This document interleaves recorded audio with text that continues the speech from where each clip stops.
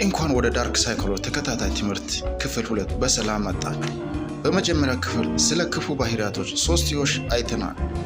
ዛሬ ደግሞ እነዚህ ሰዎች እኛን ለመቆጣጠር የሚጠቀሙበትን ትልቁ የስነ ልቦና መሳሪያ እናያለን።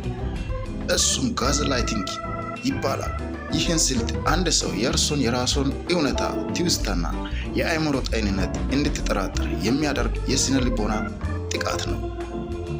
ይህን ጥቃት እንዴት እንደሚፈጸም በሶስት የዕለት ተዕለት ንግግር እንለያለን።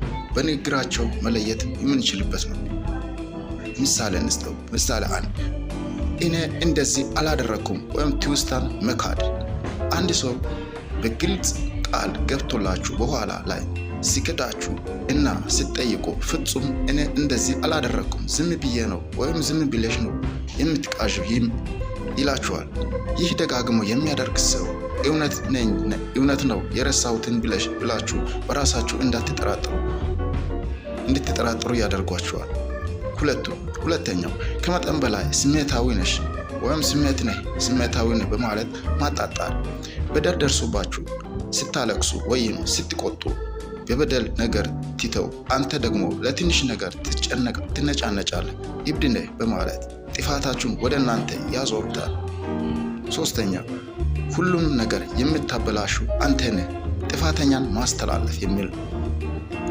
እነዚህ የሰሩትን ስህተቶች ማስተካከል በማድረግ አንተ ይህን ስላላደረግ እኔ ይህን የሰራሁት በማለት ጥፋተኛ እንድትሆኑ ያደርጓቸዋል።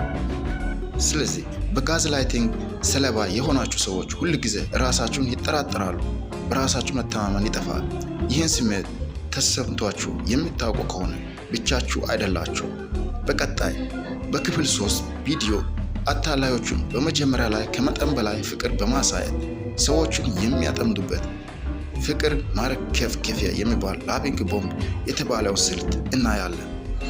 ይህም በተለይ በፍቅር ግንኙነት ውስጥ በጣም የሚከሰት ነው። እንዳያመልጦት ቪዲዮን ላይክ በማድረግ ይጠብቁ።